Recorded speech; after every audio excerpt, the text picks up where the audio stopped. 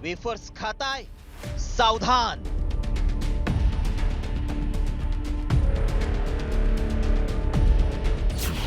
तुम्ही खाताय सडलेल्या केळीचे वेफर्स.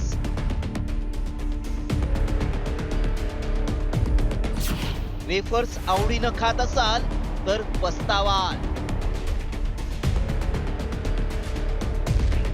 केळीचे वेफर्स बनवणाऱ्या कारखान्यामधील ही दृश्य पाहून तुम्हाला किळस वाटल्याशिवाय राहणार नाही.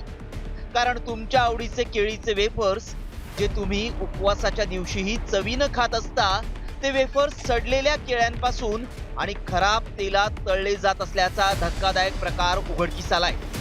नवी मुंबईतल्या शिळफाटा परिसरात हा प्रकार समोर आलाय. अक्षरशः त्या केळावरती माशा, आळी अशी कीटक होते.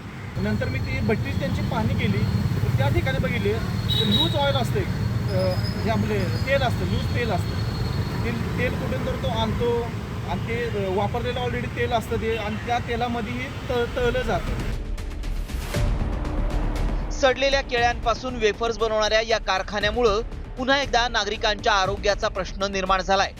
त्यामुळे नागरिकांनीही उघड्यावरील आणि पॅकेट बंद खाद्यपदार्थ खरेदी करताना काय काळजी घ्यायला हवी पाहूया.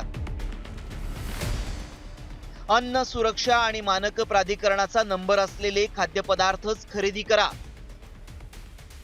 बाजारातून वेफर्स खरेदी करताना पॅकिंगची तारीख बघा. पॅकेट उघडल्यानंतर वास येत असेल तर खाणं टाळा. अनोळखी किंवा लहान ब्रँड्स कडून खरेदी करताना अधिक दक्षता घ्या. पॅकेट फाटलेलं असेल तर ते खरेदी करू नका आणि दुकानदाराच्या निदर्शनास आणून द्या. दरम्यान मराठी कामगार सेनेच्या कार्यकर्त्यांच्या मागणीनंतर कोकण आयुक्त अन्न प्रशासन यांच्याकडून नवी मुंबईतल्या वेफर्सचा कारखाना बंद करण्यात आलाय. मात्र अनेक दिवसांपासून सडलेली आणि निकृष्ट दर्जाची केळी कारखान्यात वापरली जात असताना ही बाब एफडीएच्या का लक्षात आली नाही? अशा पद्धतीनं सडलेल्या केळीचे वेफर्स खाऊन नागरिकांच्या जीवाला धोका निर्माण झाला तर त्याला जबाबदार कोण, असा सवालही उपस्थित केला जातोय. रिपोर्ट साम टीव्ही न्यूज. आता isakal.com आहे देशातील नंबर 1 ची मराठी न्यूज वेबसाईट.